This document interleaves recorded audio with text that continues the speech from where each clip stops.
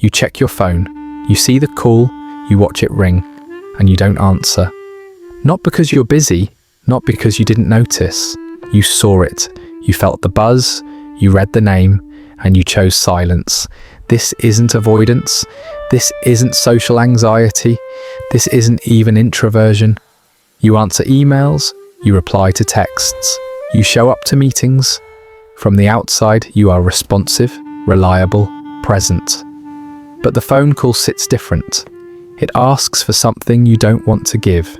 It demands a performance you're too tired to rehearse. So you let it ring. You let it go to voicemail.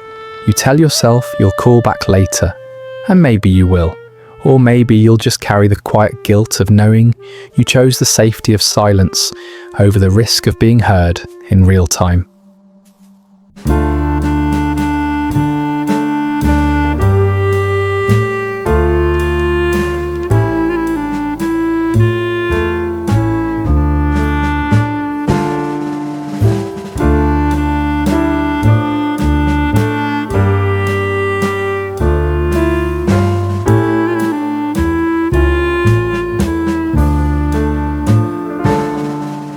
Let's reframe what this actually is. Because it's not about being rude. It's not about hating people. You can love someone deeply and still feel your chest tighten when their name lights up your screen. The phone call is the last remaining form of unscheduled intimacy. It arrives without warning. It expects you to be ready. Ready to match their energy. Ready to sound like the version of yourself they expect. Ready to think on your feet, laugh at the right moments, care about things you might not have the bandwidth to care about right now. When you let the call go to voicemail, you are protecting something. You are buying time. Time to prepare. Time to script your response. Time to become the person you need to be for them, instead of the person you actually are in that moment. Psychologists have long observed that people with high emotional awareness often struggle the most with spontaneous demands. You feel too much. You mirror too easily. A phone call isn't just a conversation. It's an unpredictable emotional download. And you've learned that your nervous system needs a buffer. This didn't start with smartphones. This started early. Maybe you grew up in a house where the phone ringing meant tension, bill collectors, bad news, arguments, or maybe it meant performance. You had to be polite to relatives you barely knew. You had to sound happy even when you weren't. The phone became a stage, and you learned that every call was a test of how well you could pretend.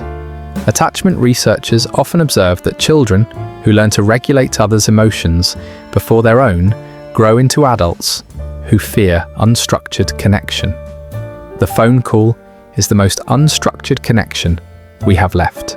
No edit button, no time to think, just you and them and whatever comes out of your mouth in real time. Here's the paradox. You are often the most thoughtful person in your circle. You remember birthdays, you check in on people, you send long, carefully written messages, but ask you to answer the phone and suddenly you're unreachable. It's not that you don't care, it's that you care so much you can't afford to care poorly. A text gives you control. You can revise, you can delete, you can make sure your care lands the way you intended.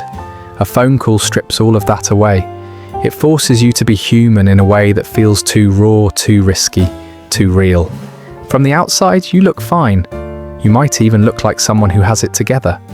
You meet deadlines, you maintain relationships, you function. But inside, there's a constant calculation happening. Every interaction is weighed. Every piece of yourself you give away is measured. And the phone call, it asks for too much too fast. Neuroscience suggests that people who experience high levels of emotional empathy often have nervous systems that are slower to regulate after intense stimulation. A 30-minute call can leave you drained for hours. Not because the conversation was bad, but because you absorbed everything. Their mood, their needs, the subtext beneath their words.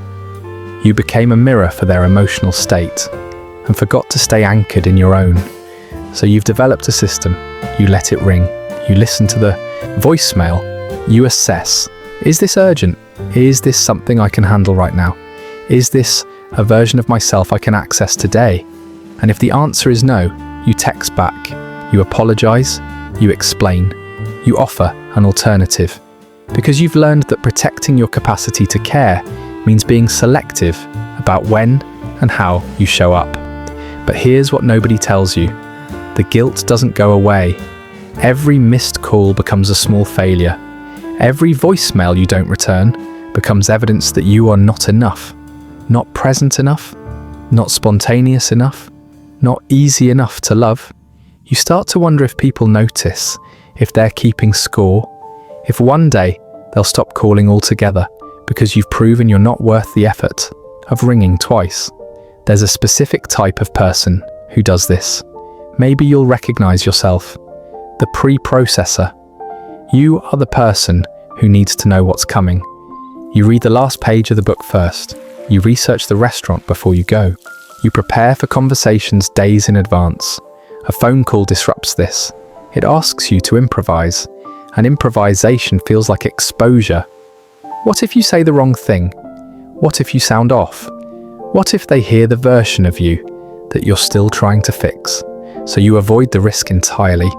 You choose the voicemail, you choose control, or maybe you're the defender. You've been burned before. You've answered calls that turned into traps, requests disguised as check-ins, complaints disguised as concern. You've learned that people don't always call because they care. Sometimes they call because they need something, and you're tired of being the person who always says yes. The voicemail gives you plausible deniability. You didn't ignore them. You were just unavailable. It's a boundary without confrontation. It's a no that doesn't have to be spoken out loud. Or maybe you're the overwhelmed. Your life is full. Too full. And every phone call is one more thing pulling at you. One more voice asking for your attention. One more expectation you have to meet. You're already stretched thin. You're already giving everything you have to the people and responsibilities right in front of you. The phone call from the outside world feels like an invasion. It doesn't care that you're already drowning. It just wants you to pick up. So you don't, because survival sometimes means protecting the little energy you have left. Here's the deeper truth. You're not avoiding connection, you're curating it. You've realized that not all connection is good connection, that some interactions drain you more than they fill you, that your time, your energy, your emotional bandwidth, these are finite resources, and you've decided that you get to choose how they're spent. This is actually a sign of self-awareness. It's a refusal to perform, a refusal to be available on someone else's terms just because the technology makes it possible.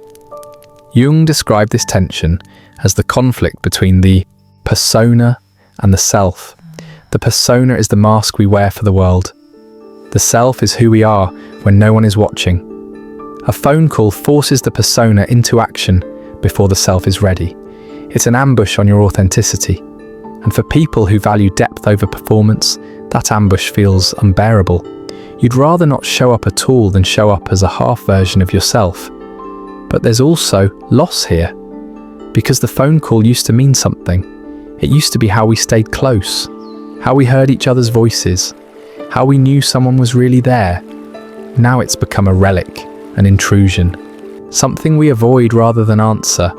And in avoiding it, we're avoiding a type of intimacy that can't be replicated in text.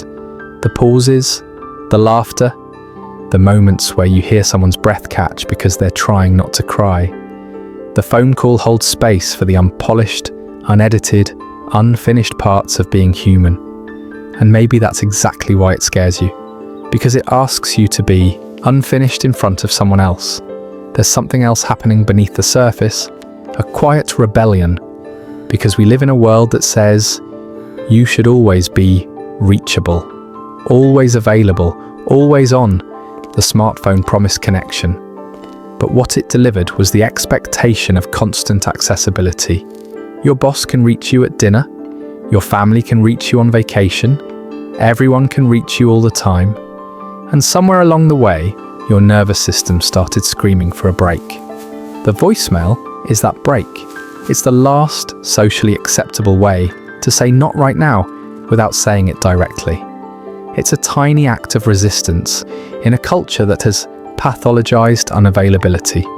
You're not being difficult, you're not being cold, you're just claiming the right to exist on your own timeline, to be unreachable for a few hours, to let something wait. But society doesn't see it that way. Society sees the missed call as a moral failure, as proof that you don't care enough, that you're selfish, that you're not a good friend, not a good child, not a good partner. And maybe you've internalized that message. Maybe that's why the guilt sits so heavy. Because you've been taught that love means immediate availability. That care means always picking up. That connection requires you to sacrifice your boundaries on the altar of someone else's need to hear your voice right now. Winnicott believed that the healthiest relationships allow for what he called being alone together. The capacity to be separate even while connected. To not need constant fusion. To trust that love exists even in the spaces between contact. But the phone call doesn't allow for that. It collapses the space. It demands fusion. It says, prove you love me right now, by answering. And for people who already struggle with enmeshment, with losing themselves in others, that demand feels like suffocation. Think about the last call you didn't answer. Who was it? What were you doing?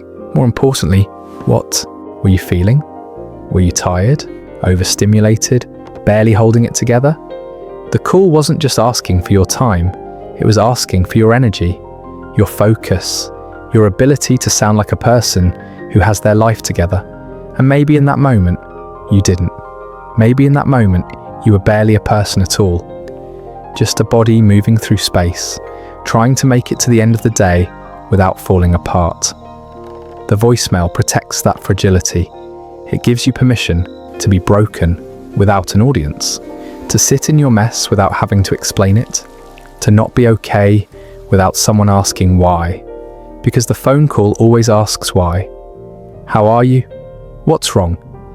You sound tired, and you don't want to lie, but you also don't want to tell the truth. So you avoid the question entirely. You let the phone ring. You let the silence speak for you. Here's what makes this complicated. You're not always protecting yourself. Sometimes you're protecting them, because you know that if you answer, you won't be able to give them what they deserve. You'll be distracted, short, emotionally flat, and they'll feel it. They'll ask if something's wrong, and then you'll have to choose between lying or unloading, between pretending or burdening. So you choose neither. You choose absence, because absence feels cleaner than a conversation where you're only half there. Clinicians frequently see this pattern in people who are parentified as children. People who learned early that their feelings were too much, that their needs were inconvenient, that the best way to be loved was to be easy. You carry that into adulthood. You measure every interaction by how much you might burden someone else. The phone call feels like a burden you can't control. What if they hear the strain in your voice? What if you can't fake enthusiasm? What if you need something from them and they can't give it? Better to stay silent. Better to seem unavailable than needy. But underneath that protective mechanism is a deep loneliness, because you're not actually unreachable. You're hyper-reachable. You just need people to reach you the right way, through a medium that gives you time, that lets you edit, that allows you to show up as the version of yourself you can live with. The phone call doesn't allow for that. It strips away the buffer, and what's left is just you, unfiltered, unedited, unprepared, and that version of you feels too vulnerable to share. So where does this leave you? You're living in a strange in-between. Connected but distant, caring but unavailable, present in text but absent in voice. And maybe that's sustainable for a while. Maybe you can maintain relationships through carefully curated messages and occasional in-person visits. But there's something you lose when you never answer. A spontaneity, a warmth, a sense that you're someone who can be reached in a moment of need. Because here's the hard truth. The people who love you notice. They notice that you never pick up. They notice that every conversation has to be scheduled. They notice that access to you requires advanced planning and the right medium and the perfect timing. And slowly, quietly, some of them stop trying. Not because they don't care, but because they're tired of feeling like reaching you is a negotiation. And maybe you tell yourself, that's fine, that the people who really matter will understand, that real love doesn't require immediate availability. And you're not wrong, but you're also not entirely right, because love does require some level of spontaneity, some willingness to be interrupted, some capacity to show up even when it's inconvenient. The phone call asks for that. And when you consistently say no, you're also saying something about what you're willing to risk for connection.